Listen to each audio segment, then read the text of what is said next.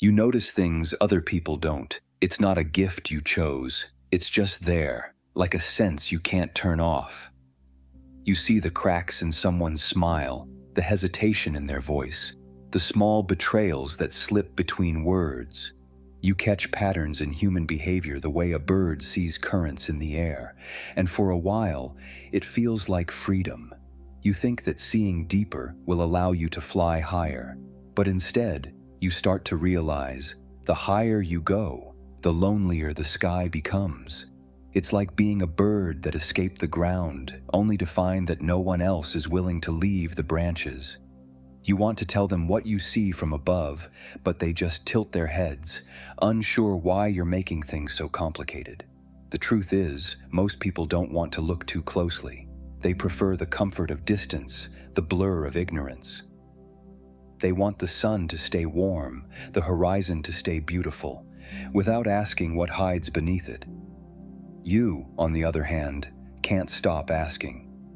And that's where the cage starts to form. Not a cage of metal, but of perception.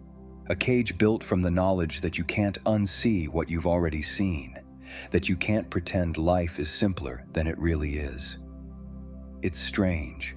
You thought that clarity would make you free, but the more you see, the more invisible you feel.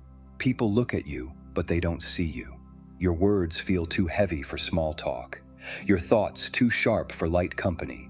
And so, you learn to hold them back, to nod when someone tells a half-truth, to smile when a lie floats through the air. You're not agreeing, you're surviving. But inside, you feel the weight of wings that can't fully stretch. The sky is still there, endless and calling. Yet every time you try to rise, you remember the loneliness that waits above. And that's when you start to wonder, is it better to fly alone in the open sky, or to stay in the warmth of the flock, even if it means never seeing the world from above? At first, a bird inside a cage notices the bars. It tests them, pecks at them, even throws itself against them in moments of panic. But over time, the constant resistance makes it stop trying. It learns the dimensions of its prison so well that it can navigate it without ever touching the edges. The cage becomes the world, and the bird stops seeing it. This is what happens to you. Your cage isn't made of iron. It's made of invisible rules, quiet expectations, and patterns you've repeated so often they've become second nature. The way you talk yourself out of risks before you even start. The way you assume certain doors are not for you without ever checking if they're locked. These are your bars. And the most dangerous part? You no longer recognize them as limits. They feel like common sense, like reality. You've adapted so well to your boundaries that you mistake comfort for freedom. You say things like, "I'm just not that type of person," or "it's not the right time," believing these are rational decisions, when in truth, they're the echoes of the cage speaking through you.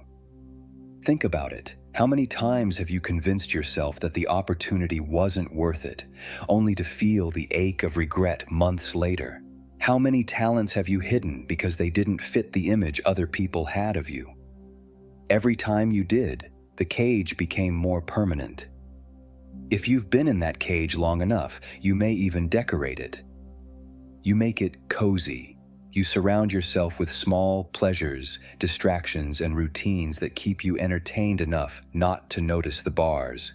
Just like the bird that sings inside the cage, not realizing its song is an attempt to fill the silence of confinement. And when someone shows you that there's a whole sky outside, your first reaction isn't excitement, it's fear. Freedom has become unfamiliar. The open sky is too big, too unpredictable. So you stay, not because you truly want to, but because the cage has become the only reality you know. The tragedy is that the lock was never on the outside. You've been holding the key this whole time, hidden in your own hand, but you can't use it until you first see the bars again, until you admit you've been living inside limits that no longer serve you. If this content makes sense to you, don't forget to leave a like and subscribe. Thank you. The bird can only fly when it remembers that flying is possible. The bird has been in the cage so long that it no longer notices the bars. Not because the bars disappeared, but because they have become part of its world, as normal as the air it breathes. You don't question what you see every day. You adapt, you settle, you build routines around your own imprisonment.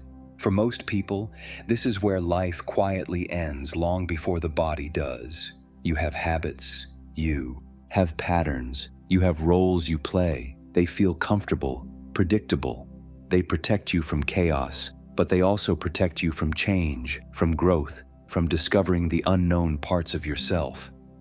That's the paradox of safety. It keeps danger out, but it also keeps you in.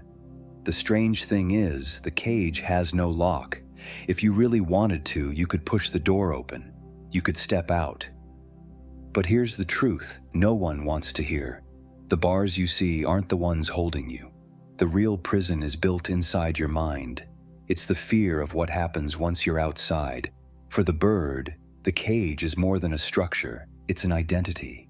Out there, in the open sky, there is no guarantee of food, no certainty of shelter, no promise of survival. Inside, every need is met, but inside, the bird never learns to hunt, never learns to navigate the wind, never learns its own strength, and that's exactly how most people live. Your comfort zones, your routines, your job, your relationships are cages without locks. You stay, not because you must, but because leaving would demand you confront the one thing you've been avoiding, your own untested potential. This is why freedom is terrifying. It's not that you'll fall, it's that you'll have to learn how to fly while falling. And if you've spent years avoiding discomfort, your wings will be weak, the sky will feel too big, the silence of open air will be overwhelming. You'll miss the small noises of the cage, the hum of routine, the certainty of what comes next. The most dangerous part is that the longer you stay inside, the more you convince yourself you're not capable of leaving. You begin to tell yourself stories. It's not so bad here. I have everything I need. Other birds are worse off.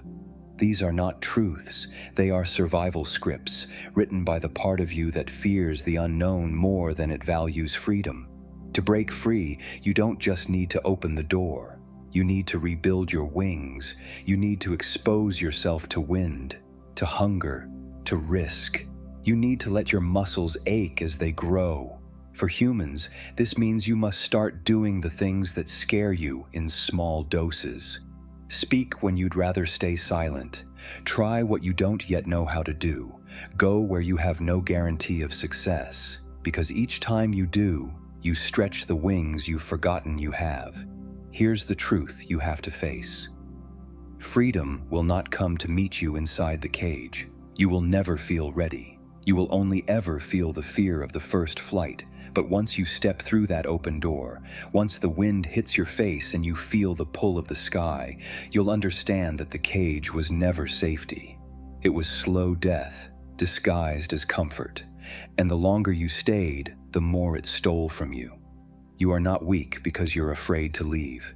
You are weak because you've mistaken the absence of fear for the presence of peace.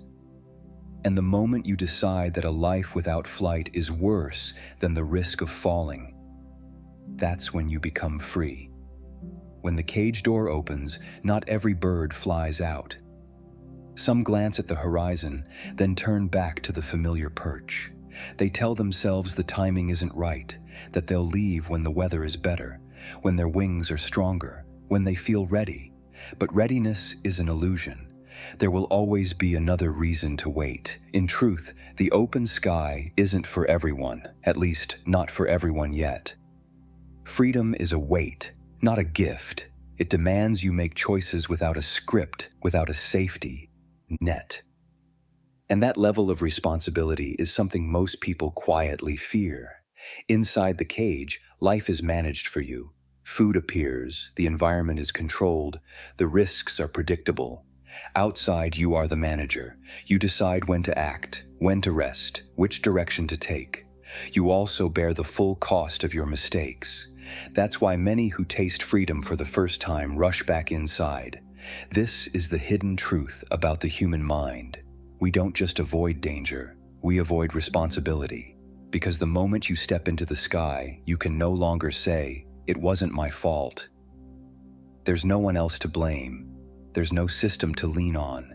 Every choice becomes a mirror, reflecting who you really are.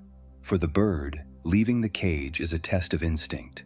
For you, leaving the comfort zone is a test of identity.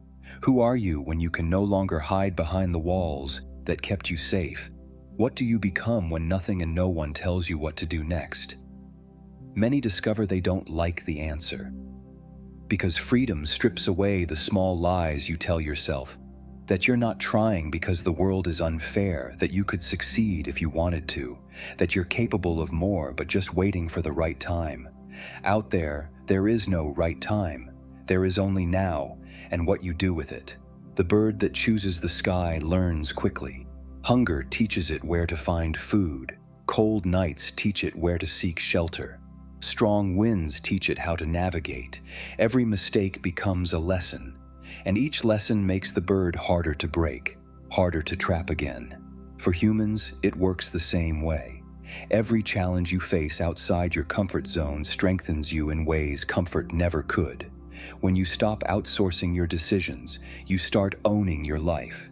And once you've felt that ownership, you can't go back to pretending you're powerless. But make no mistake, there's a cost. The open sky will exhaust you. It will humble you. It will demand more from you than the cage ever did.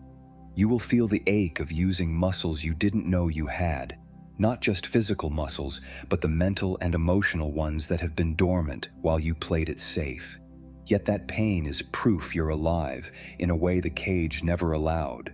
The bird that flies feels fear every day, but it also feels wind, sun, rain, and the vast, terrifying beauty of a world it could never see from behind bars. That's the trade: safety for possibility, predictability for potential. If you understand this and still step into the sky, then you've already done what most never will. You've chosen responsibility over comfort, growth over security, life over slow decay. Because the truth is, the cage will always be there. You can return to it any time, but the longer you stay outside, the more you'll realize that the cage was never built to keep you safe. It was built to keep you small. The first thing a bird realizes when it leaves the cage is that no one is coming to guide it. There's no flight instructor waiting in the clouds, no applause for the first awkward attempt. The bird either figures it out or it falls. For humans, the same rule applies. When you step outside your comfort zone, when you reject the structures that kept you obedient, you quickly discover there's no map, no checklist, no approval stamp waiting for you. You've been trained your whole life to wait for permission, to move only when told it's the right time. Out here, no one tells you that. Out here, the silence is your new teacher, and silence can be terrifying. Without the voices of authority telling you what to do, you're forced to hear your own. And for many, that voice has been quiet for so long that it sounds like a stranger. This is why so many run back to the cage. They're not ready to trust themselves. But trust is built only through action. The bird learns to fly by flying, not by waiting to feel ready. You will learn to live free by living free, not by planning every move until the risk disappears. The risk will never disappear. You just learn how to carry it. Here's where the fear really creeps in. When you've spent years in the cage, you've been conditioned to see your worth in how well you follow the rules. Out here, there are no rules, only consequences. And that means you have to decide what matters. For some, this is overwhelming. For others, it's the moment their real life begins. The bird that stays in the air long enough starts to notice something.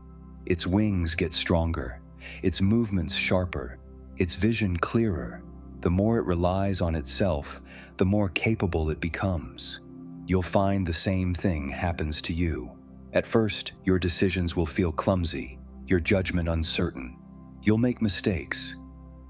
Some will cost you, but every decision you make outside the cage rewires you. It teaches you to rely on your instincts again, to read situations for yourself, to trust the evidence of your own eyes over the voices that used to shape your reality. This is why leaving is so dangerous to the systems that keep you obedient, not because you become unmanageable, but because you become self-managing. Now comes the part most people don't expect. When you've been in the sky long enough, you realize the cage isn't just physical, it's mental. Even out here, you might catch yourself looking for someone to approve your choices. You might hesitate to act because you're still carrying the habit of waiting for permission. This is the last chain you have to break, the invisible one. The bird that truly belongs to the sky no longer thinks about the cage at all. It doesn't measure its life by how safe it feels, but by how fully it experiences the air beneath its wings. And you, if you choose this path, will one day stop measuring your life by how secure it is, and start measuring it by how true it feels. The truth is, the cage trains you to survive. The sky trains you to live. Survival is about keeping danger out. Living is about letting possibility in, even when it carries risk. That's why the hardest step is not the first flight. It's the decision to keep flying, every day, even when the winds are strong and the horizon is uncertain. Because the sky will never hand you certainty. What it gives you instead is agency, the power to act, to choose, to direct your own path without waiting for the world's permission. And once you've tasted that, the idea of going back to the cage won't just feel wrong, it will feel impossible. When a bird finally learns to live in the open sky, it often returns to the cage, eager to tell the others about the air, the light, the horizon. But instead of excitement, it's met with silence, suspicion, even hostility. Humans react the same way. Once you step outside the life you were told to live, you want the people you love to join you. But many won't. Some fear the uncertainty. Others resent you for leaving because your freedom forces them to face their own chains. The bird becomes a threat to the order inside the cage, not because it means harm, but because it proves the bars aren't real. Here's the hardest truth: you can't pull everyone out, and the more you try, the heavier the air becomes until you risk falling back into the life you escaped. Freedom requires letting go. Not of love, but of the need to make others choose what you chose. Your task is not to drag them into the sky, it's to keep flying. Your example will do more than your arguments ever could. Some will ignore you, some will hate you, but a few will start testing their own wings, quietly in the shadows. And that will be enough. Freedom isn't just the absence of walls, it's the moment you realize you could never live with them again. The bird that's lived in the sky for too long can't return to the cage, not because it's forbidden, but because its nature has changed. Its wings are shaped for the wind now, not for stillness. You'll feel the loneliness of distance. You'll miss certain voices, certain familiar routines. But the sky replaces comfort with clarity. It strips away what doesn't belong, leaving only relationships and purposes that can survive in the open. The truth is simple: freedom costs more than captivity, but it gives back something the cage never can: yourself. Your life is not meant to be measured by how safely you stayed within the bars, but by how far you dared to fly past them.